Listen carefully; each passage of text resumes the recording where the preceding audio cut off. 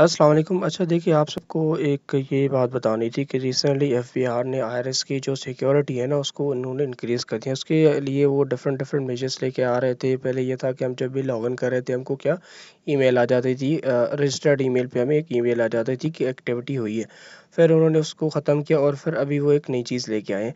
अभी ये है कि देखिए, जितने भी सेंसेटिव रजिस्टर्ड यूज़र्स हैं, यूज़र या पर्सन्स हैं, अब अगर उनके प्रोफाइल को आपने लॉगिन करना है तो उससे पहले आपको अपने डिवाइस को क्या करना पड़ेगा, रजिस्टर करना पड़ेगा।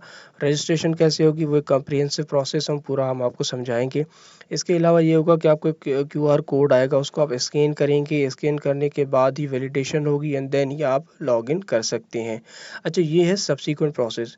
लेकिन सबसे पहले जब फर्स्ट टाइम आप लॉगिन करना चाह रहे हैं तो उसके लिए पहले आपको डिवाइस रजिस्टर करनी पड़ेगी। ठीक है।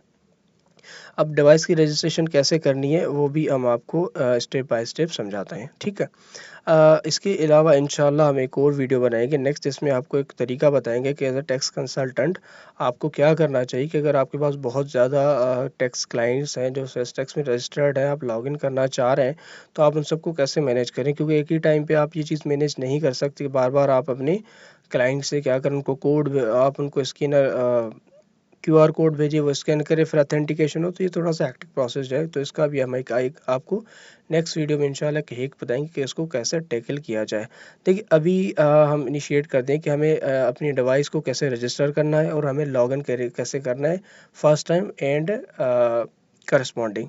तो देखिए, इनिशियली आप क्या करेंगे, आप आएंगे आईआरएस पे ये आपको एक नोटिफिकेशन आ जाएगी, इसको आप हटा दें एंड देन आप सिंपली क्या करें, यहाँ पे अपना रजिस्ट्रेशन नंबर और पासवर्ड लिखें। ठीक है, ये मेरे ऑलरेडी सेव्ड कुछ हैं, उसमें से मैं एक रख लेता हूँ। ठीक है, तो देखिए हमने क्या किया, पहले अपना हमने रजिस्ट्रेशन नंबर लिखा और हमने पासवर्ड लिख दिया। अब क्या होगा कि जब हम लॉगिन करने के लिए जाएंगे ना, वो हमें कहेगा कि आप अपनी डिवाइस रजिस्टर करें। ठीक है। अब डिवाइस रजिस्टर करने से पहले अरे आप सब लोगों को क्या करना पड़ेगा। अच्छा, तो देखिए अभी हमने ना लॉगिन करने से पहले हमने एक क्रेडेंशियल्स लिख दी। अब इसको लॉगिन करने से पहले आप सब लोगों को क्या करना पड़ेगा, आप कर चले जाएं कहाँ पे, गूगल प्ले स्टोर पे चले जाएं। अगर एंड्रॉयड है तो वहाँ पे आप सर्च करें क्या, टैक्स आसान ऐप। टैक्स आसान मोबाइल एक एफबीआर का मोबाइल एप्लीकेशन है। ठीक है, उसको आप क्या करेंगे, इंस्टॉल करेंगे। इंस्टॉल करने के बाद उसको आप ओपन कर लें। ठीक है, जैसे आपका ऐप ओपन हो जाएगा, फिर आप यहाँ आएंगे, एंड में आपको आ जाएगा लॉगिन अथेंटिकेटर, आपको नज़र आ रहा है। ठीक है, उसको आप क्लिक करेंगे। फिर यहाँ पे आपने अपना आईडी या एनआईसी नंबर, एनटीएन नंबर और पासवर्ड आप यहाँ पे अपना इसको प्रोवाइड कर देंगे। तो इसमें क्या हो जाएगा, इसको आप कर देंगे साइन इन।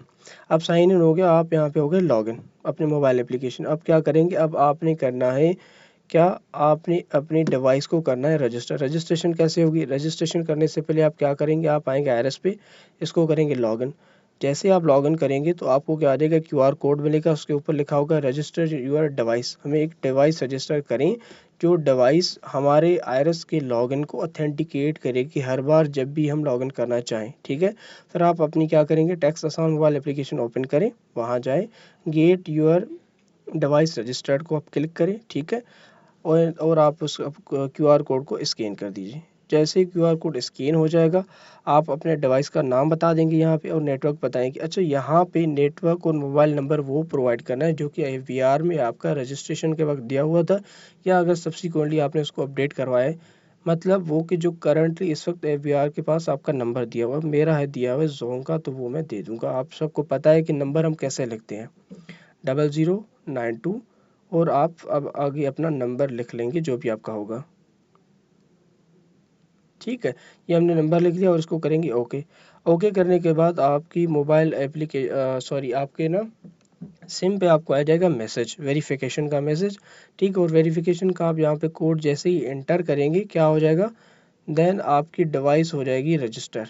ठीक है, तो हमने ये अपना कोड यहाँ पे वेरीफाई करवा लिया।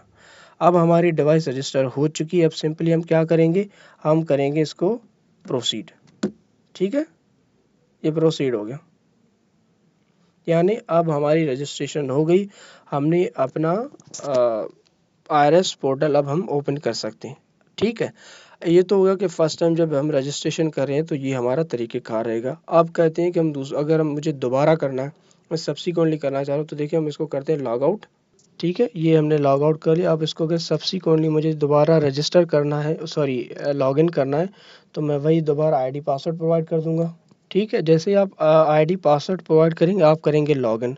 आप जब लॉगिन करेंगे ना, तो आपको क्या दोबारा आ जाएगा, क्या क्यूआर कोड आ जाएगा। इस बार आप आपने डिवाइस को रजिस्टर नहीं करना, आप सिंपली जाएंगे लॉगिन ऑथेंटिकेटर में, जैसे पहले गए थे। ठीक है, लॉगिन ऑथेंटिकेटर में चले जाएं और वहाँ जाके आप सिंपली ये वैलिडेट लिखा हुआ है ना, वैलिडेट को क्लिक करें और क्यूआर कोड को स्कैन कर लें। तो आपका क्या हो जाएगा, वैलिडेशन हो गई। जैसे ही वैलिडेशन ओके हो जाए, आप आईआरएस पे आके इसको प्रोसीड कर लेंगे, तो आपकी लॉगिन हो जाएगी। ठीक है, तो ओवरऑल यही हमारा प्रोसेस है। अब ऑब्वियसली ये थोड़ा सा हेक्टिक प्रोसेस है, लेकिन इसके कुछ बेनिफिट्स हैं। देखिए, टाइम कंज्यूमिंग भी है और हमें पसंद भी नहीं, क्योंकि बार बार ये काम करना पड़ेगा, बट स्टिल ये कि एक बेनिफिशियल भी है हमारे लिए, खास करके ये टैक्स पेयर के लिए, रजिस्टर्ड पर्सन के लिए, कि पहले उनको पता ही नहीं चलता था कि हमारे प्रोफाइल में कौन लॉगिन कर रहा है, क्या एक्टिविटी हो रही है, उन्हें कुछ नहीं पता होता। अब ये होगा कि जब भी लॉगिन होगा, उनको पता चलेगा कि हमारी प्रोफाइल में क्या एक्टिविटी हो रही है, कौन लॉगिन कर रहा है। यानी कोई भी ऐसा पर्सन आपके प्रोफाइल में लॉगिन नहीं कर सकता जिसको आपने ऑथोराइज ना किया हो। ठीक है, बाकी इंशाल्लाह इसके अलावा किसी और अपडेट पे आप लोगों को एक्सप्लेनेशन चाहिए, गाइडेंस चाहिए, तो आप हमें प्लीज़ बता दीजिएगा। एंड इंशाल्लाह नेक्स्ट वीडियो में हम आपको बताएंगे कि एज अ टैक्स कंसल्टेंट अगर आपके पास मल्टीपल क्लाइंट्स हैं, तो आप कैसे लॉगिन कर सकते हैं। वन लॉगिन से कैसे आप अपने सारे क्लाइंट्स को एक्सेस कर सकते हैं विदाउट बार बार उनसे वैलिडेशन मांगने की। ठीक है, तो हम इजाज़त चाहेंगे, आप हमें इजाज़त दीजिए। मैं हूँ Jahanzeb, representing Escoms private limited firm providing consulting services in taxation, accounting, internal audit. ठीक है, अरे इसके अलावा अच्छा ठीक है, तो हम इजाज़त चाहेंगे। अल्लाह हाफ़िज़। I am Jahanzeb, representing Escoms private limited, a company providing services in taxation, accounting and IPO, trademark registration, LLC, USA. तो हम डिफरेंट टाइप्स की प्रोफेशनल सर्विसेज प्रोवाइड करते हैं। इससे रिलेटेड भी कोई आपका क्वेश्चन हो कि नॉट लिमिटेड टैक्स, इसके अलावा SCCP या किसी और भी पोर्टल से आपका क्वेश्चन है, कोई लॉ का क्वेश्चन है, तो वो भी आप हमें प्लीज़ बता दीजिएगा। इंशाल्लाह हम कोशिश करेंगे कम्प्रिहेंसिव वीडियो बना के वो भी हम आपको एक्सप्लेन कर दें। Thank you so much.